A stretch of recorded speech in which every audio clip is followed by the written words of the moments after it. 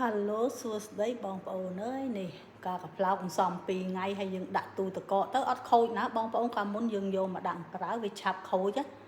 ដល់លោកប្តីខ្ញុំគាត់ប្រាប់ឲ្យដាក់ទូទឹកកកហើយខ្ញុំមកដាក់ទូទឹកកកហើយគ្របថង់ពីលើទៅអត់ខូចណានេះផ្សំបាន2ថ្ងៃឡើងច្រើនចាបានស្លមកជូរមកនេះហើយមួយឆ្នាំហើយបងប្អូននេះពងរៀបចំនេះស្លចានឹងឯងបានផលដល់បងប្អូនហ្នឹងហើយឲ្យបងប្អូនមើលនេះចំណែនពួកខ្ញុំនេះមកនៅ Florida ហើយបានកាផ្លោកបានអីចឹងណាបានថ្ងៃមុនញ៉ាំទឹកគ្រឿងម្ដងហើយម្ដងនេះ2ថ្ងៃទៅបានស្លមកជូរមក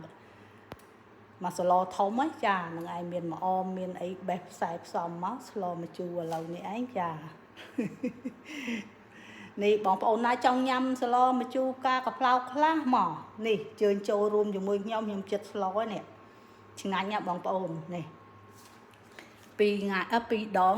កាត់ពីព្រឹកហ្នឹងហើយបានឡើងច្រើនចានេះមិនថឹកស៊ីមកស្លធំចាបេះបោចបានចាហ្នឹងឯងនេះបងប្អូនអើយការកាផ្លោកខ្ញុំណែមិនអត់ប្រយោជន៍ទេថ្ងៃមុនទឹកគ្រឿងញ៉ាំអស់មួយដៃធំថ្ងៃនេះ2ថ្ងៃផ្សំហើយអត់ដឹងហ៎ដល់ដាក់ក្នុងទូទឹកកកវាទៅល្អឥឡូវចេះផ្សំបានមកស្លហើយចាលើកក្រោយដឹងឥឡូវចាប់ពីឡូវទៅដឹងបេះហើយយើងផ្សំដាក់ទូទៅហើយដាក់ក្នុងកធុងហើយគ្របថង់ពីលើមកនៅស្រស់ញឹម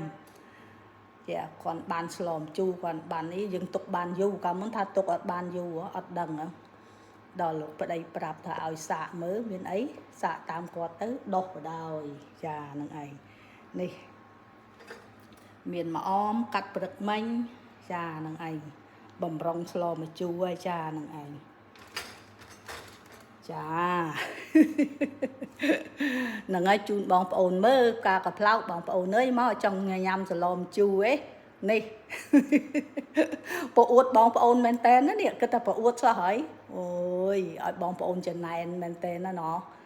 ចាហ្នឹងហើយចាំជួបគ្នាទៀតបងប្អូនអរគុណច្រើនជម្រាបលាជូនពរសុខសប្បាយទាំងអស់គ្នាចាហ្នឹងឯងនេះលោកបងខ្ញុំក៏នៅខាងក្រៅនោះអត់បានចូលក្នុងឯងខ្ញុំលួចថតតែឯងទៅចាហ្នឹងហើយជម្រាបលាបងប្អូន